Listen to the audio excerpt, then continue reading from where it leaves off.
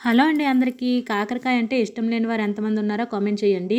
కాకరకాయ అనేసరికి అమ్మో చేదు మాకొద్దు అంటూ ఉంటారు కదా, అలాంటి వాళ్ళ కోసమే ఈ వీడియో అనమాట. కాకరకాయని అస్సలు చేదు లేకుండా సింపుల్గా ఎలా ఫ్రై చేసుకోవాలో ఈ వీడియోలో చూపిస్తాను. ఒకసారి ఇలా కాకరకాయ ఫ్రై చేసి పెట్టండి, అస్సలు చేదు అనిపించదు. పిల్లలైనా పెద్దలైనా చాలా ఇష్టంగా తింటారండి. టేస్ట్ కూడా చాలా బాగుంటుంది.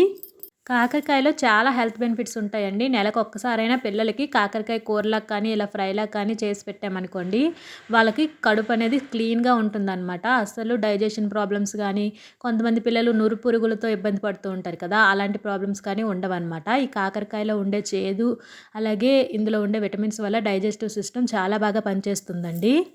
చిన్నపిల్లలు కాకరకాయలు చేదుగా ఉంటాయి కాబట్టి తినటానికి అస్సలు ఇష్టపెట్టుకోరు. అలాంటప్పుడైతే ఇలా ట్రై చేసి పెట్టండి, వాళ్ళు చాలా ఇష్టంగా తింటారు.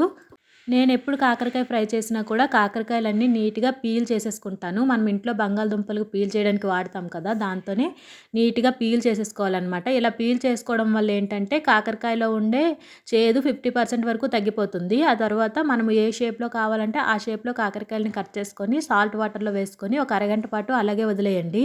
సాల్ట్ వాటర్లో నానపెట్టడం వల్ల మిగిలిన చేదు కూడా తగ్గిపోతుందనమాట. ఆ తర్వాత మనం నార్మల్ ఫ్రైలు చేసుకున్నట్టే చేసేసుకోవచ్చు. కాకరకాయకి కొద్దిగా ఆనియన్స్ ఎక్కువగా వేసుకుంటే ఆనియన్ వేయటం వల్ల కూడా చేదు కొద్దిగా తగ్గుతుంది.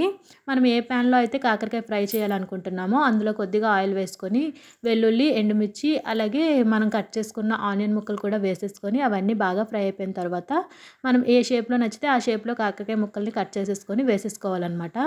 వేసేసుకొని ఒక్క నిమిషం పాటు మూత పెట్టకుండా అలాగే ఫ్రై అవ్వనివ్వండి. ఆ తర్వాత ఫ్లేవర్ కోసం కరివేపాకు కూడా వేసుకున్నాను. ఒక నిమిషం పాటు మగ్గనివ్వడం వల్ల ఏంటంటే కాకరకాయలో ఉండే వాటర్ అంతా కూడా ఇంకిపోతుంది. ఆ తర్వాత మన టేస్ట్కి సరిపోయినంత ఉప్పుని, కారాన్ని, పసుపుని, కొద్దిగా మసాలా పౌడర్ ఏది ఉంటే అది, లేదంటే ధనియాల పొడి అయినా వేసేసుకొని దగ్గర పడ్డాక దించేసుకోవడమే. చాలా టేస్టీగా ఉంటుంది. ఒకసారి ట్రై చేయండి. వీడియో నచ్చితే ప్లీజ్ సబ్స్క్రైబ్.